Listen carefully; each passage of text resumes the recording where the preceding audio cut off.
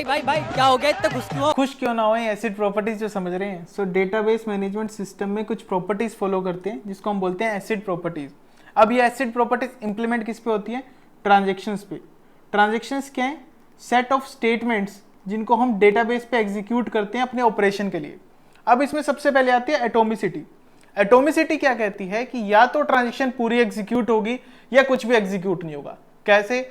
एक सिनेरियो से समझते हैं, बैंकिंग सिनेरियो से।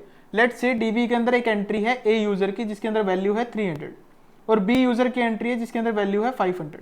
अब ए यूजर से 100 रुपीज हम ट्रांसफर कर रहे हैं बी यूजर में, तो हमारी स्टेटमेंट्स कैसे एग्जीक्यूट होगी? ये कंप्लीट सेट ऑफ स्टेटमेंट्स क्या है? हमारी ट्रांजेक्शन। अब पहली स्टेटमेंट एग्जीक्यूट होगी जिसके अंदर आप ए की वैल्यू रीड करेंगे 300। अब ए के अंदर 100 रुपीज सब्ट्रैक्ट करेंगे, वैल्यू क्या हो जाएगी 200। बी की वैल्यू को रीड करेंगे, बी की वैल्यू आ गई 500। बी के अंदर 100 रुपीज ऐड करेंगे, अब वैल्यू आ गई 600। अब फाइनली डीबी के अंदर वैल्यूज को राइट करेंगे कि ये हमारी फाइनल वैल्यूज है। अब लेट्स से मैंने ए की वैल्यू राइट कर दी डीबी के अंदर 200।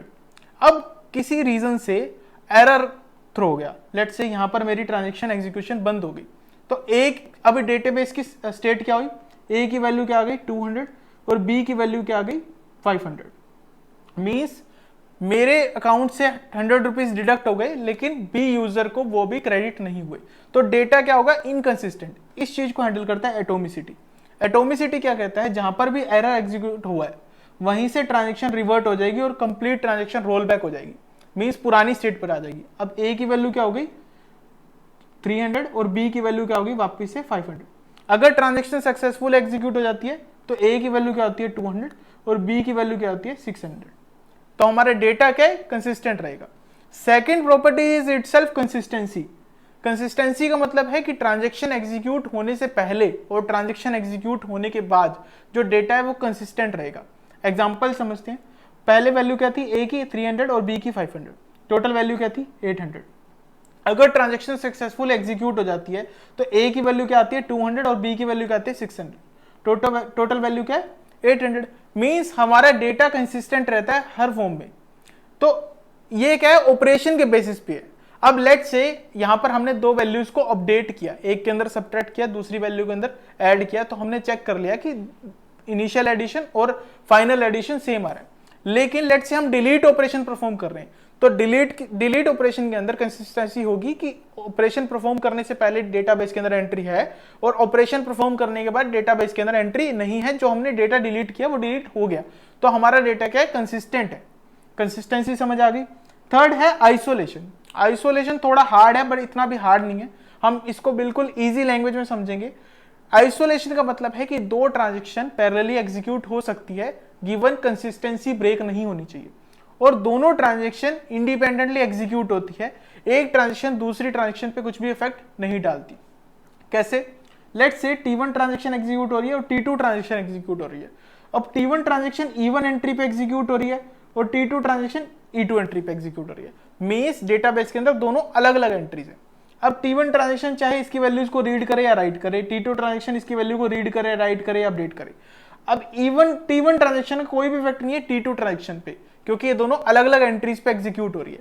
तो T1 और T2 के अंदर एटोमिसिटी भी कंसीडर की जा रही है और कंसिस्टेंसी भी फॉलो हो रही है, तो हमारी सारी प्रॉपर्टीज इसके अंदर फॉलो हो रही है। लेकिन लेट्स से एक सिनेरियो आता है जिसमें T1 ट्रांजेक्शन एग्जीक्यूट हो रही है, T2 ट्रांजेक्शन एग्जीक्यूट हो रही है। T1 ट्रांजेक्शन भी E1 एंट्री पे एग्जीक्यूट हो रही है, T2 भी E1 पे एंट्री एग्जीक्यूट हो रही है। E1 के अंदर सबसे पहले T1 ने वैल्यू को रीड किया, लेट्स से वैल्यू थी x, फिर इसने कुछ वैल्यू को अपडेट कर दिया और वैल्यू क्या हो गई z। अब T2 ट्रांजेक्शन भी पैरेलली एग्जीक्यूट हो रही है। T2 ट्रांजेक्शन ने वैल्यू को रीड किया, अब यहां पर क्या वैल्यू रीड होगी? x रीड होगा या z रीड होगा? तो ये डिपेंड करेगा कि T2 ट्रांजेक्शन किस पॉइंट ऑफ एग्जीक्यूशन से स्टार्ट हुई है। तो यहां पर क्या होगा? डेटा इनकंसिस्टेंट हो जाएगा। सो इन केसेस के अंदर आइसोलेशन हैंडल करता है कंसिस्टेंसी को और पैरेललिज्म को। मींस पैरेलली दोनों ट्रांजेक्शन कैसे एग्जीक्यूट होंगी और दोनों कैसे इंडिपेंडेंट रहेंगी एक दूसरे से। इन बेसिस पर इनके बेसिस पर आइसोलेशन के डिफरेंट लेवल कंसीडर किए जाते हैं और डेटाबेस के अंदर कॉन्फ़िगर किए जाते हैं, जो काफी इन डिटेल में हम नहीं समझ रहे। हमें बेसिकली आइसोलेशन समझ आ गया कि दो ट्रांजेक्शन पैरेलली एग्जीक्यूट हो सकती हैं गिवन की कंसिस्टेंसी ब्रेक नहीं होनी चाहिए। ब्रॉडली कहें तो इनके अंदर लॉकिंग सिस्टम यूज होगा, सबसे पहले लॉक मिलेगा T1 ट्रांजेक्शन को, T1 एग्जीक्यूट होगी और फिर T2 एग्जीक्यूट होगी।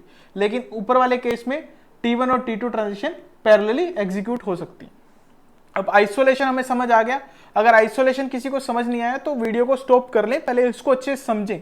हमने काफी इजी लैंग्वेज में समझने की कोशिश की है। अब फोर्थ है ड्यूरेबिलिटी। ड्यूरेबिलिटी का मतलब है कि ट्रांजैक्शन जो भी हमने एग्जीक्यूट करी है डीबी के अंदर और जो हमने कमिट कर दी, वो डेटा परमानेंट है, वो डेटा कभी लॉस नहीं होगा। तो ये है ड्यूरेबिलिटी प्रॉपर्टी। ड्यूरेबिलिटी काफी इजी है। तो आज हमने एसिड प्रॉपर्टीज डीबी के अंदर समझ ली है। सो ऐसे ही इंफॉर्मेटिव वीडियोस के लिए चैनल को सब्सक्राइब कर लें और वीडियो को जैसा शेयर कर दें। Thank you.